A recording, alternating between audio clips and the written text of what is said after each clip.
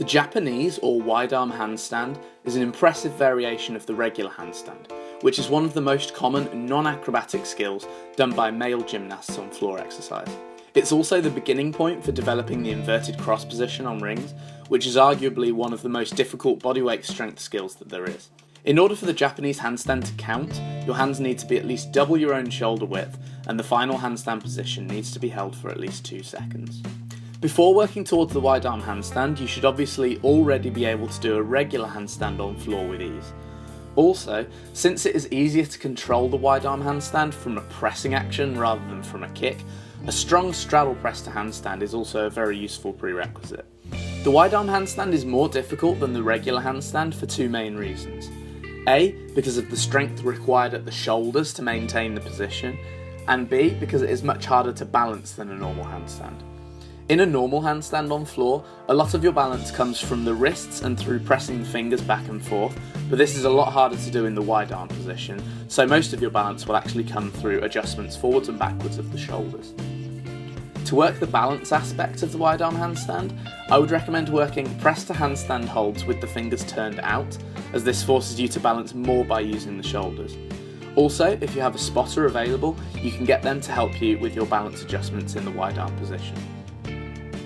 For both of these balancing exercises, I would recommend holds of 10 to 20 seconds at a time to effectively train the stability that you need for the full skill.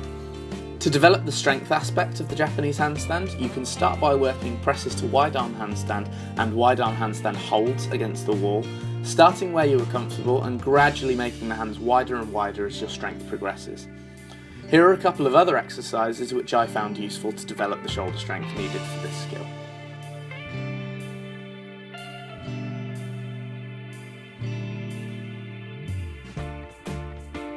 When you can do press to wide handstand and a solid hold against the wall, with the hands a good distance apart, you can move towards attempting the element freestanding. The technique is very similar to the regular press to handstand in terms of what the hips and torso should do, so if you've prepared both the balance and strength aspects of the skill well, then it should come fairly easily. If you turn your fingers forward slightly in the wide arm position rather than directly out to the side, it allows you to use the fingers and wrists a little to aid the balance. As you get stronger and more stable in the position, gradually continue to make the arms wider and wider, aiming to get your head as close to the floor as possible, whilst always ensuring that you hold it for at least 2 seconds. Thank you so much for watching this video. I hope that you enjoyed it and that you found it useful.